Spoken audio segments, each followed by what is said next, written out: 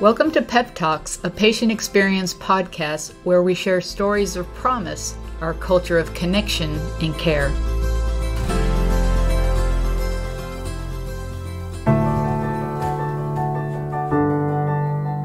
I'm Hugh Hedley, and I was first diagnosed with stage 4 Hodgkin's lymphoma in 2018 here at Moffitt. And what brought me here was just how tough my case was and being able to diagnose. In 2009, I was diagnosed with multiple sclerosis, and I had been on 2 different medications during that time. And as I come to find out, it's possible I had the Hodgkin's lymphoma growing for maybe 6 to 9 years before I even found it, because the anti-inflammatory medication I had for MS was slowing the growth of the Hodgkin's lymphoma so much that it was just a crawl for years.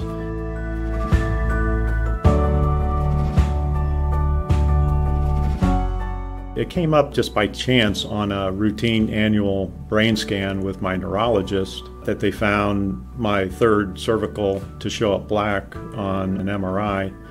You know, I eventually ended up here at Moffitt so they could do some more biopsies, and I was finally diagnosed October of 2018 with the Hodgkin lymphoma stage 4. It was actually a relief to find that out, because it had taken so many months to actually get me diagnosed, that it was more of a thank God moment that I actually knew what I had, and then I could start my chemotherapy. Up until that point, I had been just drifting for months, wondering what I had.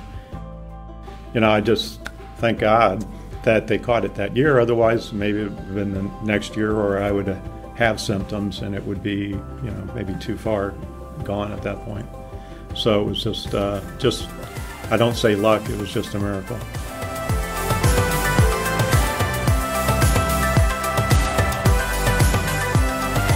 A cancer diagnosis and its treatment can be an overwhelming experience for any person. Hugh's experience is no exception. As team members, every day we have the opportunity to make a positive impact on people like Hugh and his family through our kindness, care, positive attitude, and encouragement. This is the essence of delivering on the promise, our culture of connection and care. You just never know how a smile or a kindness can greatly impact someone's life. You're about to hear Hugh share with us how at many places along his cancer journey, people kept showing up in this way, helping him feel supported and empowered. You'll also hear from Stuart Richards, one of our team members, with whom Hugh had an especially strong connection.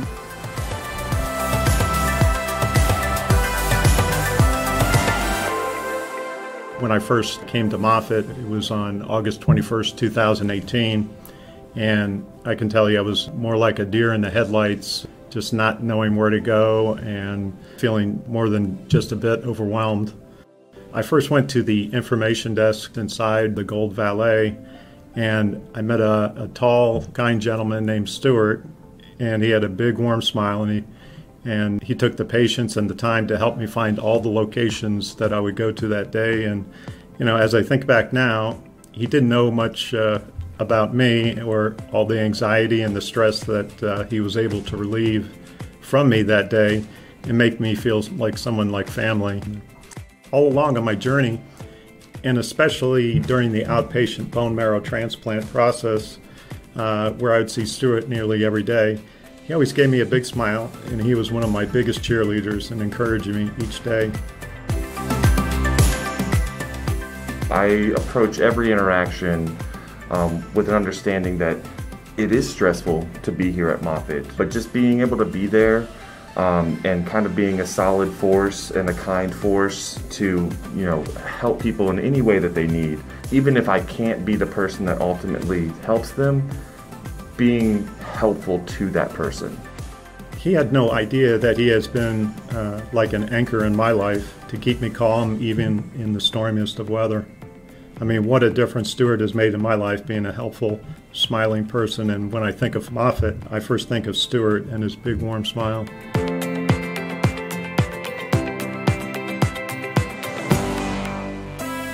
My doctor was Dr. Kamani, And right from the start, he had a very positive attitude, and he was always encouraging and optimistic and reassuring me that within my own strength, I was going to be a success in receiving the bone marrow transplant. And, I could feel the doctor-patient relationship as a caring collaboration between him and I. And, just his uplifting and positive attitude is just so contagious that you cannot hope for anything other than the same positive attitude and approach in winning this battle against cancer, both in the mind and the body. What I'm saying is true for the entire BMT clinic, because they're all like my extended family, caring about me, and I know it, and I love them for it.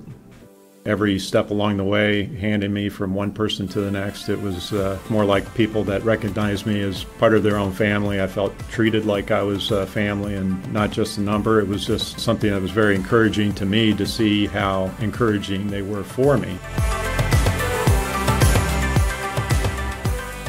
So back in, I'd say, September and October of 2019, before I actually went into the BMT program, I'd be able to go down to the cafeteria, and a lot of the times I would check out, and the cashier was named Tracy, and we struck up a conversation and just found out she had such a positive and happy attitude for working at Moffitt, and she came to tell me she was already working there for 20 years.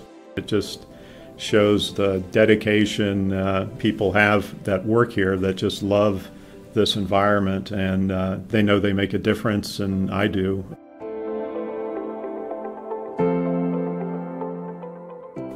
I live in Naples, and once I got approved for my bone marrow transplant on October 25th, 2018, I knew at that point it was going to be like a whirlwind of things to do. And one of the most important and nerve-wracking things was securing housing during that transplant process, since I would be an outpatient and I would only have 20 days to figure it out before it started. So I was put in touch with Trish Scott. She's the housing coordinator for Moffitt.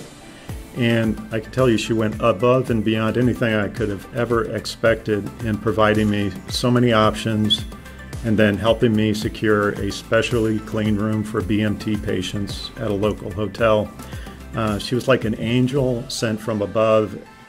Trish Scott is one of those hidden heroes of Moffitt in taking complete ownership of my housing problem and helping me just take so many burdens and worries off of me on this journey. I feel that she put me and my caregiver first. Every morning during my outpatient bone marrow transplant, I would have to be at the BMT clinic at 7 a.m. And every morning there would be John working their early shift for the Gold Valet, lining up cars as they came in. And John was just like an air traffic controller, because as you came in, he was just excellent in directing traffic, giving us our valet ticket. And my sister, Tammy, who was my caregiver, would always enthusiastically thank John for how courteous he was in making such a positive start of our day. And he really made a big difference in both her and my attitude every morning.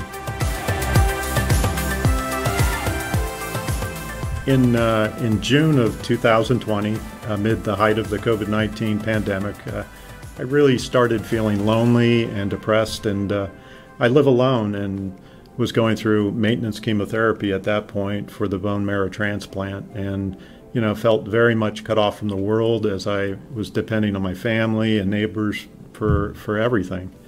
I found out about Moffitt offering the Tuesdays general patient support group through Zoom that was facilitated by oncology social worker Christine Healy. In the center of it all was how Christine would always talk about building one's own toolbox of coping tools for mental and physical health. I wouldn't be here today speaking without Christine's dedication and impact in my life. Hugh has a message for you about the small things you can do that create a big impact on patients. The specific ways to make a difference in the patients' lives is just to recognize them as, individuals that are needing some hope, some love, some guidance, and, That may be just from a smile or just answering a simple question, but you just never know how endearing that can be to the person you're talking to, that that may change their life direction, just that simple smile. I found that in Stuart, that one first positive experience just became the stronghold of my entire life.